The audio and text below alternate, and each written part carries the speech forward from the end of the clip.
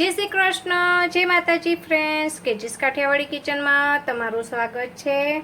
आज हूँ तमारा माटे एक मस्त मजानी उनाळानी स्पेशल काठियावाड़ी स्टाइल में भींडानु लचको शाक बनावीशुं। तेना माटे आमे भींडो धोई कोरो करी अने लूછી લીધો છે। तो आवा भींडाना एकना 4 भाग करीशुं। आपणे आवी रीते चेक करतुं जवानुं सड़ेलो छे के नहीं। आवी रीते 4 भाग करी અને સરસ સમારી લઈએ। આવી જ રીતે હું બધો ભીંડો રેડી કરી લઉં। બધો ભીંડો સુધારી અને રેડી કરી લીધો છે। એક ખાણીમાં એક ગાંઠિયો લસણનો છે, જે દેશી લસણ છે તે લઈ લીધું છે। તેની અંદર આપણે ઘરનું રેગ્યુલર 1 થી સવા ચમચી લાલ મરચું લેશું। તેને લસણની પેસ્ટ બનાવવાની છે। અત્યારે આપણે કોઈ લીલા ગરમી હોવાથી કોઈ લીલા મરચાં કે આદુનો ઉપયોગ નથી करता અને લચકો ભીંડોમાં કાઠિયાવાડીમાં લસણની ચટણીનો જ ઉપયોગ થતો હોય છે, જે ખાવામાં ખૂબ જ ટેસ્ટી લાગતો હોય છે। તો આને રેડી કરી લઉં। કચરી પીસી અને રેડી છે આપણી લસણની ચટણી। તો આગળની પ્રોસેસ કરીએ। ગેસ પર મેં કઢાઈ ગરમ કરવા મૂકી દીધી છે। તેની અંદર નોર્મલી આપણે 2 પડી તેલ મૂકીશું। ગરમીના કારણે તેલ આપણે ઓછું મૂકશું, छता पण शाक खूब ज टेस्टी बनशे। तेलने सारी रीते गरम थवा दीए। गरम थई गयुं छे तो एनी अंदर 1/2 चमची राई, 1/2 चमची जीरू, पिंच जेटली हींग। गैसनी फ्लेम स्लो करी अने जे आपणे लसणनी पेस्ट बनावीने राखी छे तेने एड करी हळवा हाथे एने मिक्स करता जईए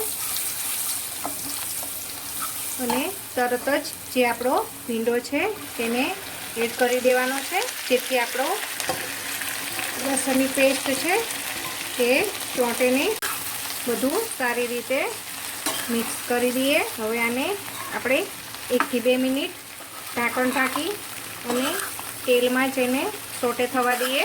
2 મિનિટ પછી આપણે બાકીના મસાલા કરીશું। લસણની પેસ્ટ અને બંને મિક્સ થઈ ગયું છે તો ઢાંકણ ઢાંકી અને 2 મિનિટ એને ચડવા દઈએ। ફ્રેન્ડ્સ, તમે જોઈ શકો છો આપણો 2 મિનિટ આપણે તેલમાં એને સરસ સોટે થવા દીધો તો કેવો સરસ અને તૈયાર છે। તો હવે આપણે બાકીના મસાલા કરી દઈએ। એની અંદર સ્વાદ મુજબ આપણે મીઠું નાખીશું। લાલ મરચું આપણે ઓલરેડી નાખી દીધું હતું। ધાણા જીરું 1 થી 1.5 ચમચી, અડધાથી પણ ઓછી આપણે હળદર નાખીશું। અને ગરમીના કારણે આપણે ગરમ મસાલાનો ઉપયોગ નથી કરતા, પણ શાક તો પણ ટેસ્ટી બનશે। પાછું આપણે 1 મિનિટ એને સરસ 1 મિનિટ થઈ ગઈ છે, શાકને સરસ હલાવી લઈએ। ફ્રેન્ડ્સ, આપણે હલાવી દીધું છે। હવે ઢાંકણ નથી ઢાંકવાનું।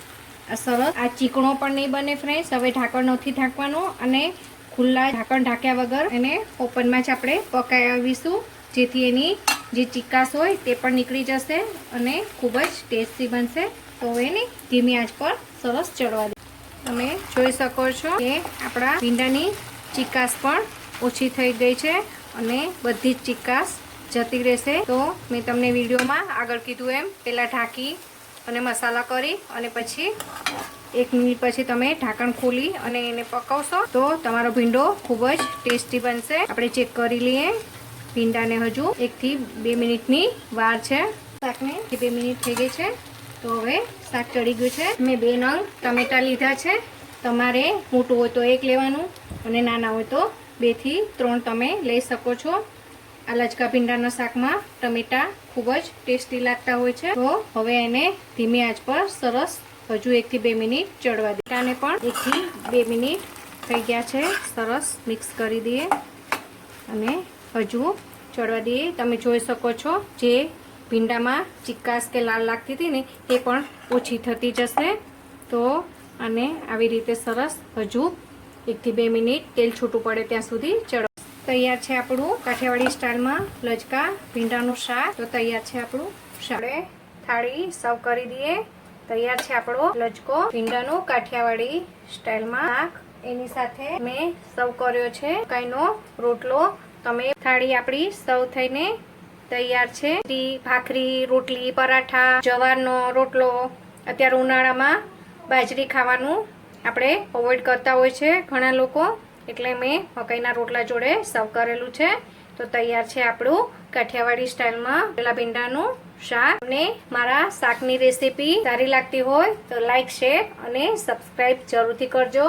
અને આવા નવા શાકના અને રેસીપીના વિડીયો જોવા માટે મારી ચેનલને જરૂરથી સબસ્ક્રાઈબ કરજો. ત્યાં સુધી બધાને જય શ્રી કૃષ્ણ.